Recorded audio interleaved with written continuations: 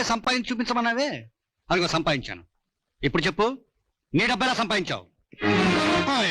ఏదో జరిగిపోయింది, దాన్ని వదిలేండి. ఆగమ్మా, నువ్వు మధ్యలో రావద్దు. ఇది మా తండ్రి కూతుళ్ళ సమస్య. నేనే సమాధానం చెప్తాను.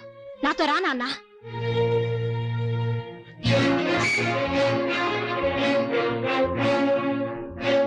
రండి నాన్న.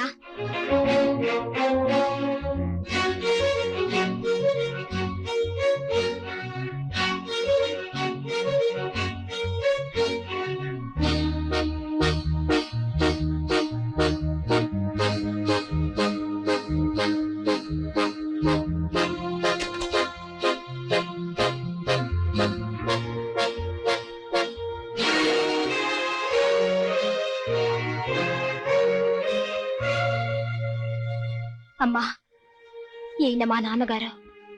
నాన్న, ఈవిడ కుష్ఠరోగి. అందువల్ల ఈవిడకు పరిచర్యలు చేయడానికి ఎవరూ ముందుకు రాలేదు. నేను ఆవిడ బట్టలు ఉతుకుతాను, బట్టలు తొడిగిస్తాను, స్నానం చేయిస్తాను, అన్నం తినిపిస్తాను.